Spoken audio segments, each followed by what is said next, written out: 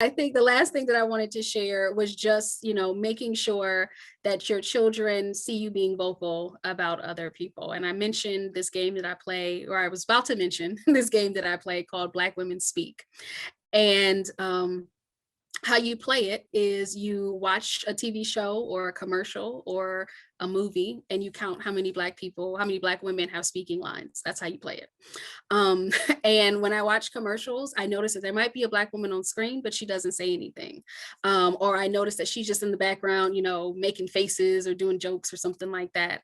And I think in doing that, and my kids, they started to play too, and they kind of notice, hey, that mom is just in the back making sandwiches, but she doesn't say anything. She doesn't get to carry the joke.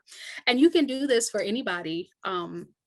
That you feel either personal affinity to, or you're just curious to see, how many um gay couples do you see in commercials? I know you see more now, but still, how many gay couples do you see in commercials? How many interracial couples do you see where one of the partners is not white? How many, just noticing these types of things, I think it really allows you to be more aware. And also, like I said, when it comes to bringing your personal values into play, it allows you to have more focus on these things and think about how you want to counteract that in your own life with your own actions. So with me, my children are watching YouTube videos and I'll just kind of look over their shoulder, and a lot of these people are hilarious. So this is not a question of content or anything like that. But I do want them to, find some either young Black kids or some young native kids or some young Indian kids, just to broaden that horizon and that lens that they begin to see the world through. And so when it comes time for you to be more vocal, either on your behalf or and also, let me stop there for a second. When you are advocating for yourself, let your kids see that. Because when they see you, setting boundaries at work, when they see you, setting boundaries with family members or asking for things that you need in order to do your job well, or that you need just to live well, that makes it easier for them to also advocate for themselves. And then they get in the habit of doing that. When it comes time to advocating for somebody else, they're not tripping up over their words because they've seen it in action, they've done it personally, and it becomes closer to second nature. So having your kids be able to witness you, if you want to, like I said earlier, I mentioned the thing about where you spend your money. If you are shopping, looking for a gift, maybe make it a point to do maybe you shop at a Black owned company, and the kids are with you and they're looking over your shoulder, and you show them, hey, these are all of the dolls that they have on sale, or these are all the shirts that they have on sale. Which one should I get? Involving them in the decision. I know a lot of people last year were giving a lot of money, doing a lot of donation work. And so, asking your kids, hey, maybe you picked, maybe two or three as the parent, and you say, hey, which one of these organizations should we give $100 to, $50 to? Which Patreon do you think we should join? Bringing them into the conversation. They're old enough to, say that. If your children are younger, maybe toddler and younger, it's still important to do these things, with them around, so that it doesn't feel like something that you're doing that's hush hush, or you're just kind of. I think somebody mentioned in the chat earlier, which I can't scroll back to because I got knocked off, but you mentioned about that, not being afraid to not have all the answers for your kids, and not being afraid that you're still learning, you're still in the process. I'm still learning, I'm still in process.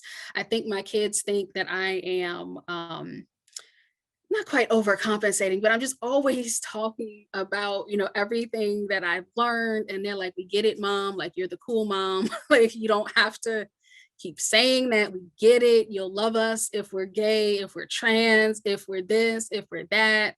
My daughter told me like 2 weeks ago that she was a Taylor Swift fan. And I was like, okay. I said I would love you through anything. So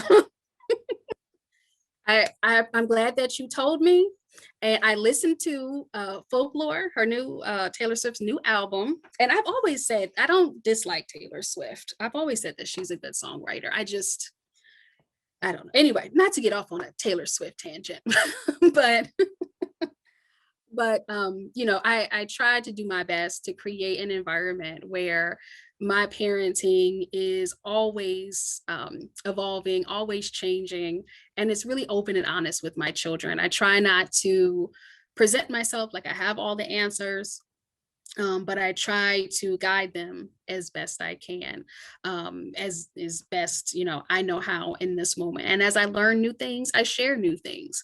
Um, Particularly now, there's so much that I'm learning about gender expression and gender identity, and just trying to make sure that I set my kids up for successful conversations and relationships in the future, so that they know, that it's not that it's okay, to not have all the answers, that they know it's okay to learn, it's okay to be curious, as I said at the very beginning of this.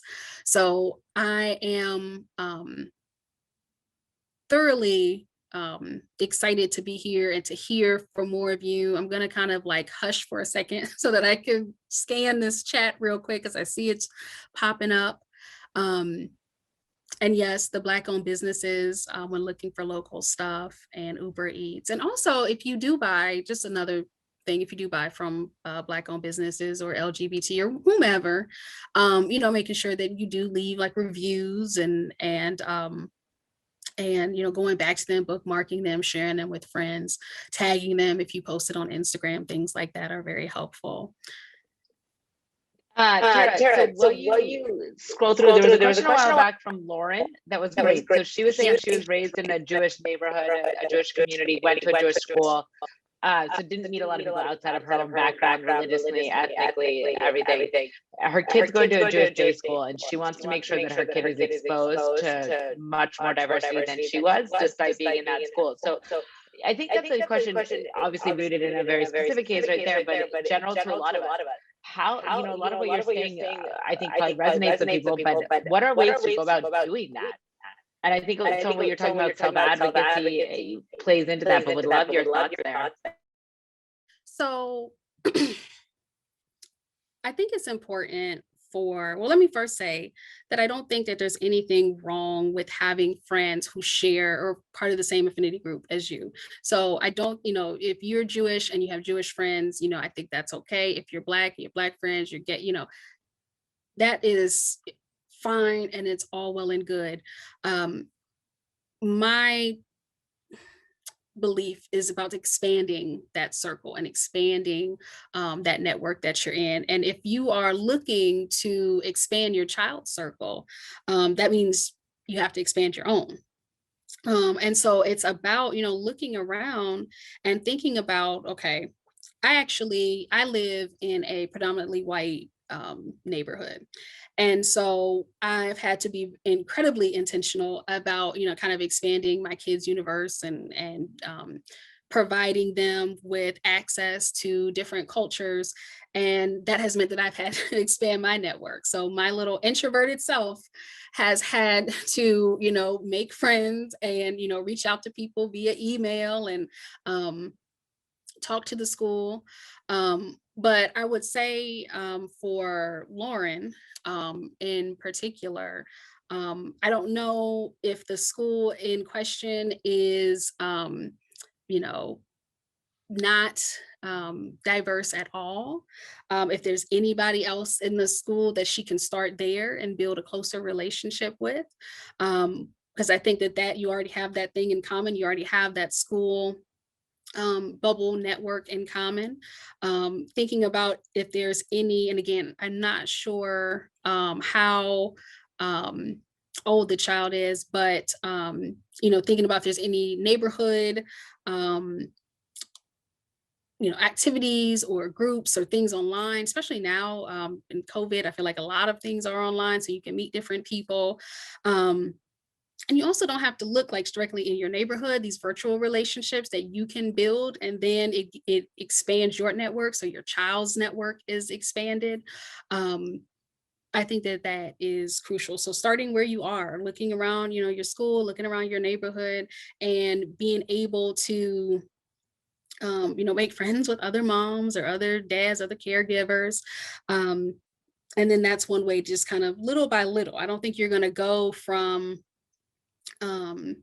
having, you know, this kind of cohesive unit to bringing in more diversity overnight. I think that it's a process. It happens little by little. And I think as long as you're out there and you're trying, I think little by little, you'll get that diversity that you crave.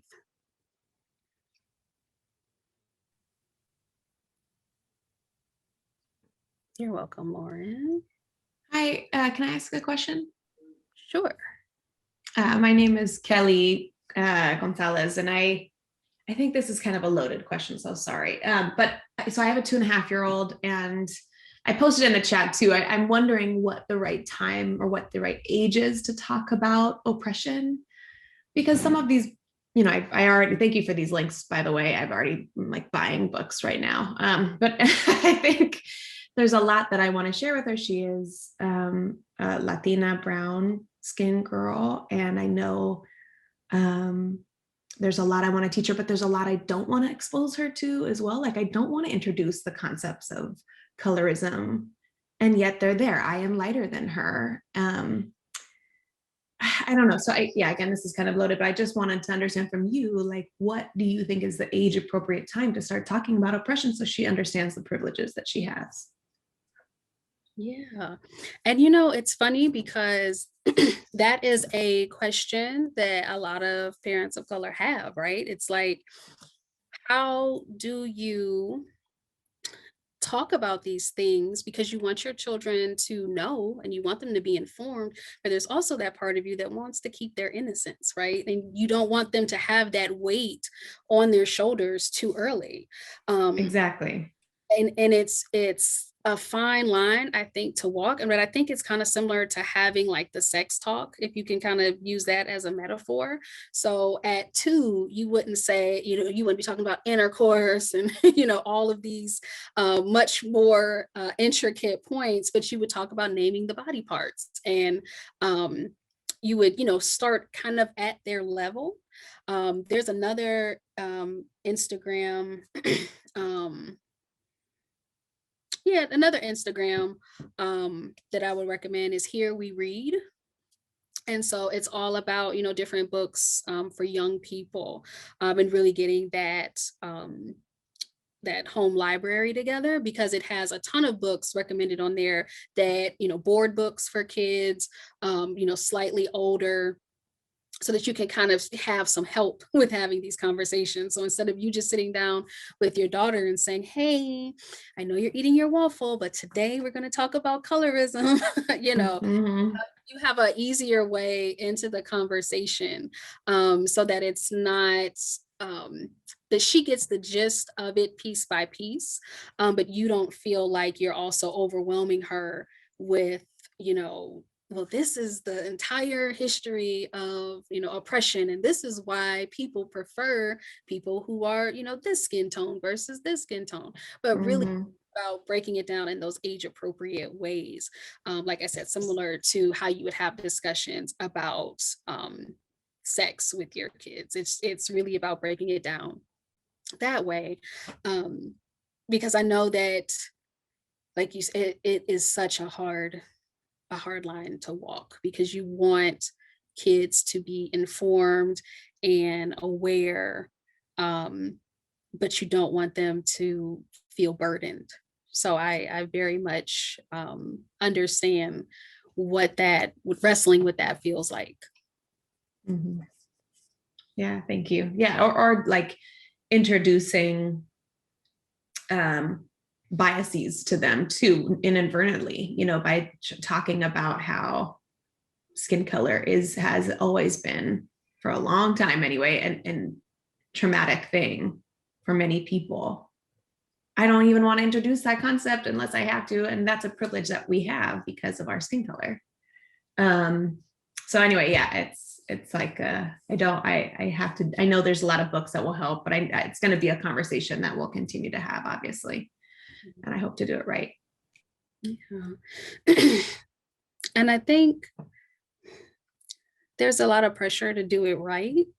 But instead of pressure to do it right, maybe the focus should be on doing it like honest, like Mm-hmm.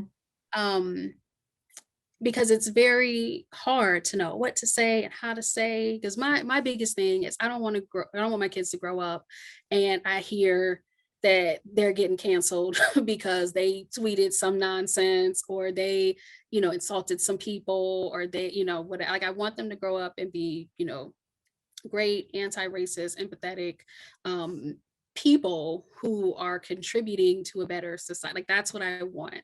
And that feels like an incredible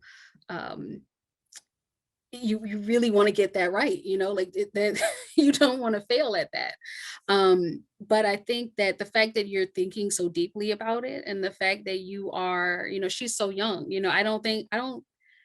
I think I was just like you when my kids were when they were toddlers. I don't think I really started getting into some of these intricacies about, black and white and this. I don't think I started like even really thinking about it in that way and how do I engage them with it. So the fact that you are engaging with them and you are um talking, thinking about, okay, well, how do I introduce this concept? And this is a thing that she's gonna, encounter in her life. You're already, quote unquote, doing it right, if that helps you feel better.